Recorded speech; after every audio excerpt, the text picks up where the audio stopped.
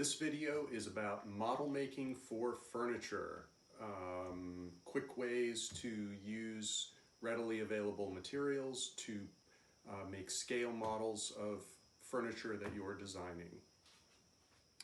These are some readily available tools and materials that I recommend that you use in the process. I'm going to start with E-flute cardboard. This is very thin cardboard, very easy to cut, relatively finished, very easy to work with.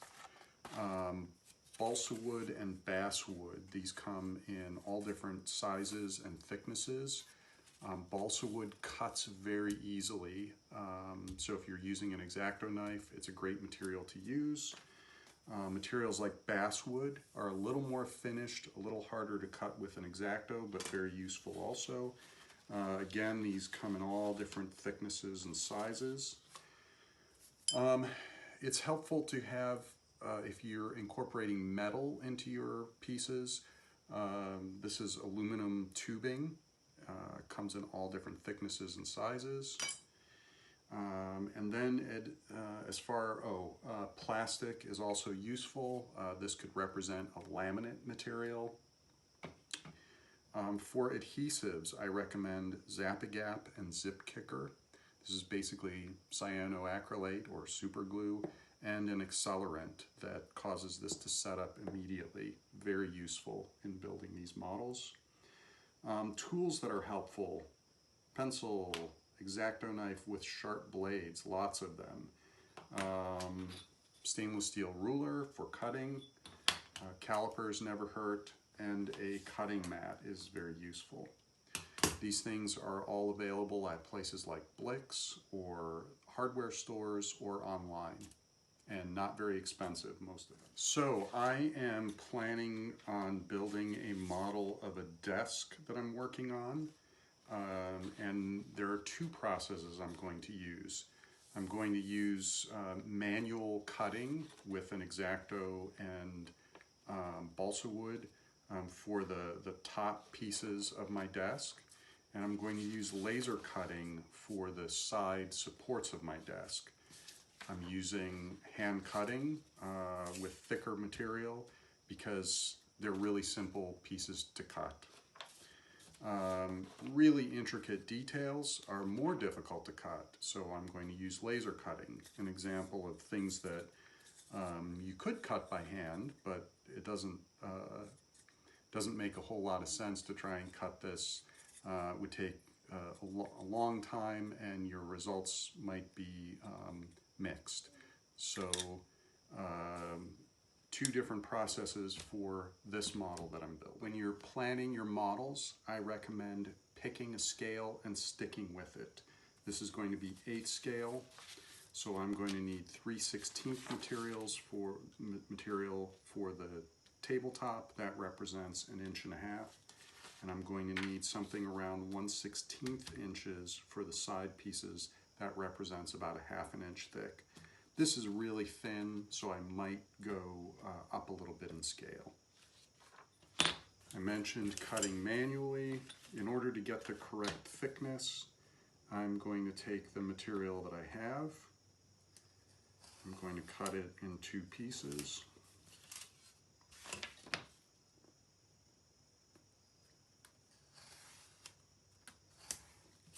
And I'm going to spray mount and stack these together to get the thickness that would represent 1.5 inches at 1/8 scale.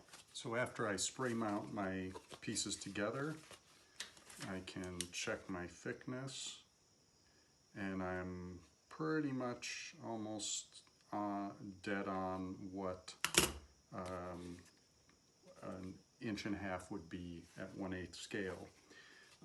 Then what I want to do is take a quick measurement. I know that it will be about 3 inches deep, will represent the actual depth. And then I can cut that. And as I mentioned, balsa wood cuts really easily. Just in the interest of time, I'm just going to do one of these sections. So this is one of my tabletop sections.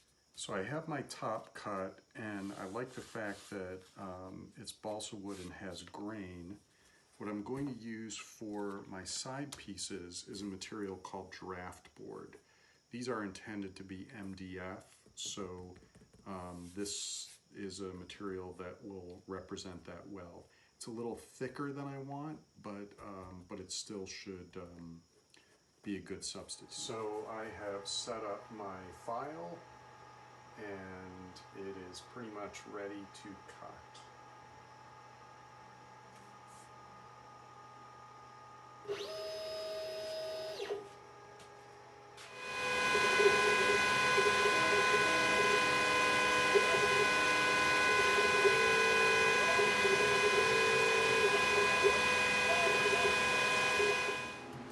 So there are the finished parts. You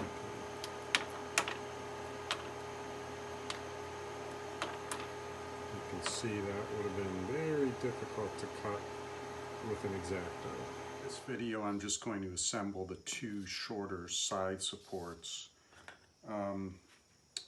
So I recommend that you always sand, the laser cutter burns the edge of the wood. I recommend that you sand the side that you're going to glue. Just helps the glue stick better. I also recommend that you do not use your cutting mat to glue on, because you'll ruin it.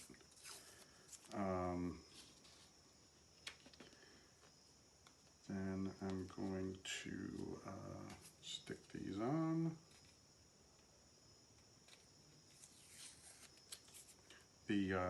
This material comes with a backing material that keeps the laser cutting, the laser from burning the surface. So after I glue these together,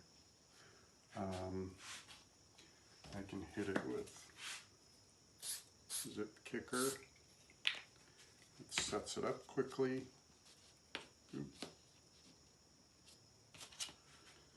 then I can arrange my other side.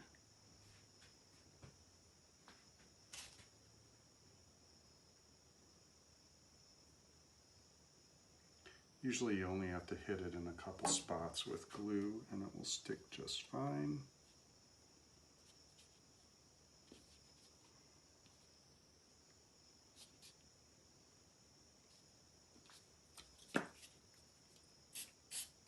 Use this stuff in a well-ventilated area. So basically there are two of my end supports and my tabletop, desktop. In reality there would be another piece. The long one would go in the opposite direction, but in the interest of time, just showing you this.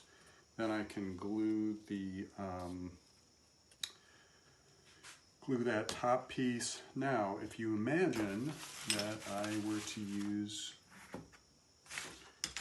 metal tubing, I could also make legs and have a support like this on one side and metal legs on the other, and there are different approaches I could take.